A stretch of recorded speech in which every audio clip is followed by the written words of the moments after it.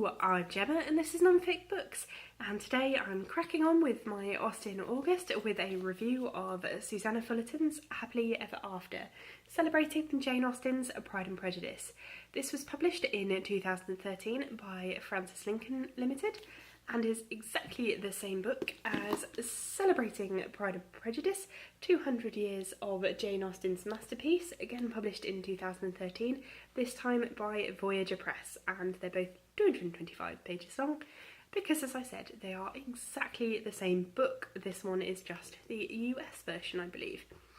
Don't buy both of them, because they are the same book, and I've made that mistake for you. So, you know what? I will do a giveaway for this book.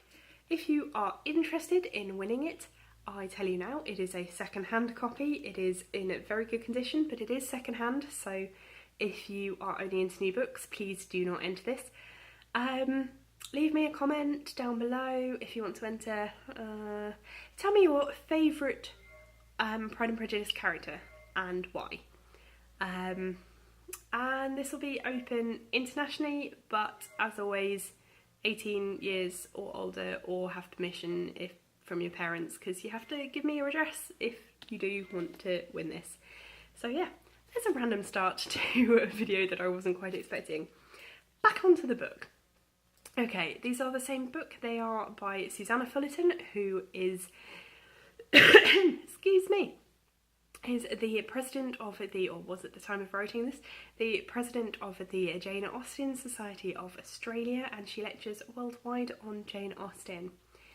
It's a really enjoyable book, and it is looking at the history and afterlife of Pride and Prejudice. She starts off looking at the writing of Pride and Prejudice and a bit of Jane Austen's life around the time of it writing and its publication, and then she looks at the initial reaction to the book and some of the initial reviews and people's thoughts on the book when it was first published.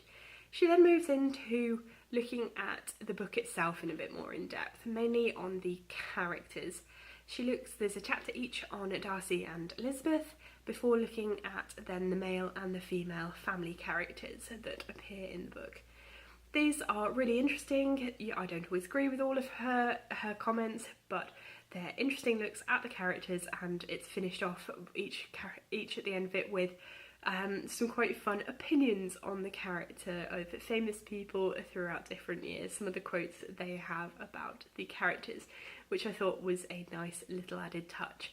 She then looks at the sort of afterlife, the adaptations, the translations, the Austen-inspired fan fiction based after Pride and Prejudice, and the memorabilia and general Janeism that happened after Pride and Prejudice was published. This is a great book. For this genre of book, looking at one of her books and looking at the sort of Austenism, it's a lot more text heavy and a lot more in-depth than many of them. There are very many very beautiful books full of wonderful illustrations, but this is one of the ones, excuse me, I do have a bit of a cold, so I apologise about my voice in the last few videos. It's a lot more in-depth, and as you can see, most of it is text, which makes it, to me, a lot more of an enjoyable read. However, some of the illustrations and images are absolutely fabulous. We have some of the delightful actors who have played Mr. Darcy, and then the stamp that was Mr. Darcy. I love that we have had a Mr. Darcy stamp. That just is magical to me.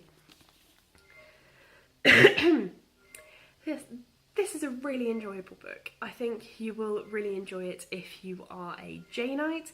I think you'll really enjoy it if you're just a bit of a fan of Pride and Prejudice and aren't really a massive Janeite at all, but love Pride and Prejudice nonetheless. It's not intense literary criticism, so if you are an Austen scholar, if you are looking to have a really serious analysis of the text, this is not the book for you. This is much more for a general audience who enjoy Austen and just want to take it a little bit further. I think it really did sort of add something to my experience of Pride and Prejudice, and it is a book that I will definitely sort of reread. Probably next time or the time after that I reread Pride and Prejudice, I might read the two quite close together or even at the same time. but I have done my Pride and Prejudice reread for this year, so I probably won't get round to rereading it again this year. You never know. It's not been unheard of for me to read it more than once a year. Oh dear. Jane Austen is brilliant though. If you're watching these videos and you haven't read all of her books, please, unless Mansfield Park, you don't need to read that one. Joke, it is still good, but it's the worst. Please go and read her books. Don't read any of these non-fiction books. If you're not going to read her books, just go read her books. They are really great. But if you have, this is a great one to pick up. So, unexpectedly, there is a sort of surprise giveaway. It's such a surprise that I didn't even know I was going to be doing it. So, yeah, leave me a comment down below talking about your favourite Pride and Prejudice character and why, if you do want to win this. But again, it is a second-hand copy. It is still in pretty good condition, as you'll be able to see. As always, if you've got any questions or comments about the book, please leave them down below. And I will see you in a video soon. Bye!